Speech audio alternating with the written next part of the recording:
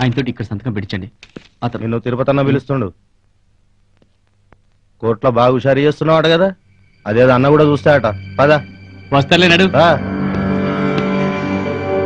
ఏ జయంత్, నువ్వేం చేస్తున్నావు? నీకు అర్థమై చేస్తున్నావా? ఏం చేయమంటారు సార్? పట్టుబట్టి చెప్దామన్నా ఒక్క అబద్ధం కూడా రావట్లేదు సార్. నాకు అసలు నాకేమైందో నాకే అర్థం కావట్లేదండి బాబు. My God. ఏంటమ్మా పెద్ద హరిశ్చంద్రుల పోజులు కొడుతున్నావు? నీ సంగతి నాకు తెలియదా? ఏదో ఫోన్లే అని ఊరుకుంటుంటే మరి ఏంట్రా మాట్లాడితే రివాల్వర్ తీసుకున్నావు? ఎగరెచ్చిపోతున్నాడు ఏంట్రా? కాలుస్తావా?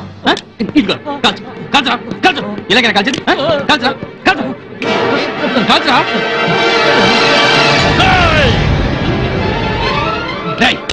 ఏంట్రా నువ్వేంట్రా అసలు?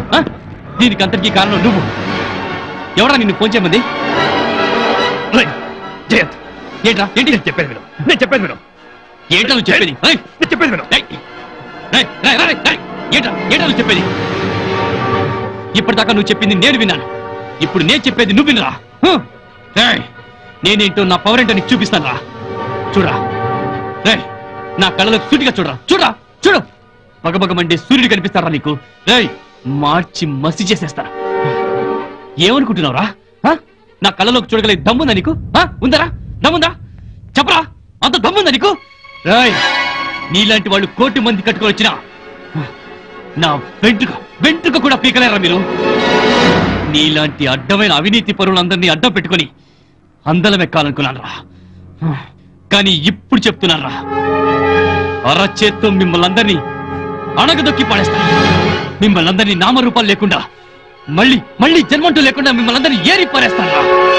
రే తిరుపతి, ఒక్కటి గుర్తు పెట్టుకోరా, ఈ జయంతికి జయం తప్ప పరాజయం లేదురా.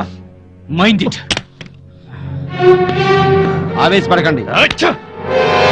వాడిని ఇప్పుడు మనం ఏమీ చేయలేం. మన కేసులన్నీ ప్రస్తుతం వాడి చేతిలో ఉన్నాయి.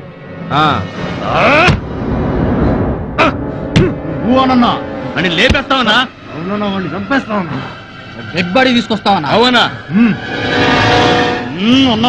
నువ్వునన్నా సమరసింహారెడ్డిలో బాలకృష్ణ తొడచరిచి అవునన్నా, ముక్కలు చేసినట్లు నేను ముక్కలు చేస్తానన్నా.